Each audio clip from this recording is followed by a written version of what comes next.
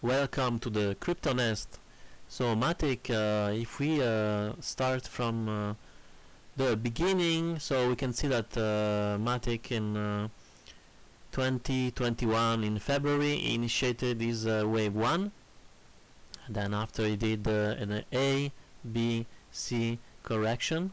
I believe in June 2022 this was the end of the wave C, so the end of the wave 2, so this should be the lower low of this cycle in my humble opinion.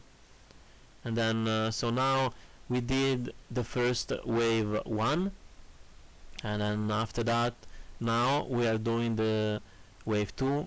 So we completed the wave A, we completed the wave B, and we are in the wave C. So let me see here. Alright, so we are in the wave C, and the wave C, it's also a three wave movement. So we are left to do the wave C, I would say. So this would have been the wave A, and now this is the wave B, and then we're supposed to go toward the wave C. So let's remember that the wave C has to go lower than the wave A, so we're not that far to complete this movement. So ideally the wave C is going to be the one that is going to make a new higher low compared to the beginning of the first wave 1. So the wave 1 in yellow will and then the A, B, C, this is all part of the wave 2 in yellow, which is going to make the new lower low, and actually confirm that this was our lower low of this cycle, which was 30 cents, something like that. 40 cents, 32 cents, yes. Okay, so if we zoom in a little bit, so we are going to see that it did react to this previous peak here, and then it actually tested and got stopped, and this point has been reacting as a resistance. Now I'm going to calculate if this is the wave B, what's going to be the lower level. So usually the wave A and the wave C, it's 1 to 1, so whatever it moved the distance from the beginning of the movement to the end of the movement of wave A should be the same about for the wave C. Also the wave B, it should reach the 0.3 level of retracement, so we're going to calculate that. So the beginning of the wave B, actually the wave A, sorry. So this was the end, and we can see that it can reach, usually starting from the ideal target would be 0.382, and yeah, actually reach the 0.5. This is band on.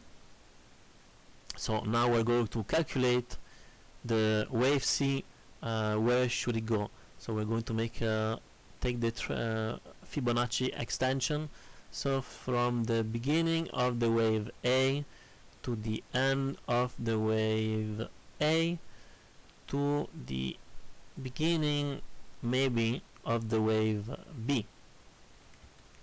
So the 1-to-1 ratio brings us to 51.84, so $0.51. So I'm going to draw a line here.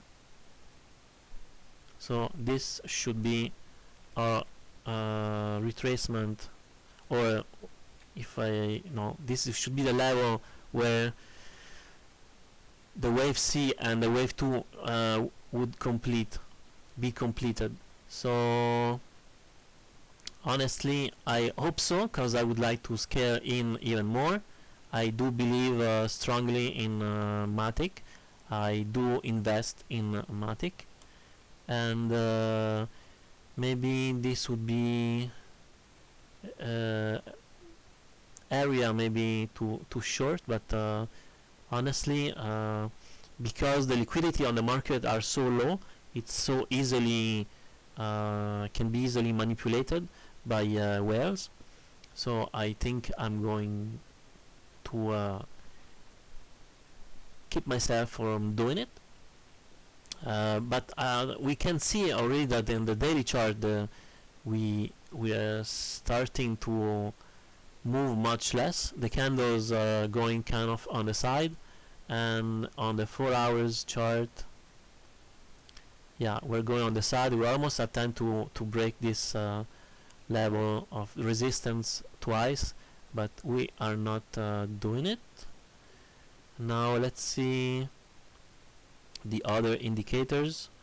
So we can see the RSI, it's we can see a bearish divergence because it's getting lower and price is going on the side. That doesn't necessarily mean that you know, the stock cannot continue to go up, but it's an indicator that it can decline. The momentum also it's declining, so I would say maybe the stock it's getting depleted. On the 1 day, we see that the RSI also is going on the side, and momentum is losing its momentum. So there are many indicators that are pointing us that maybe this trend is reversing. So we see the price action, we see the RSI that it's going on the side now, and we see the momentum also, the MACD.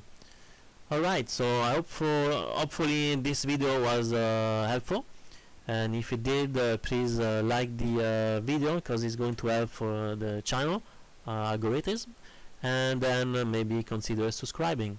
Thank you and have a nice day.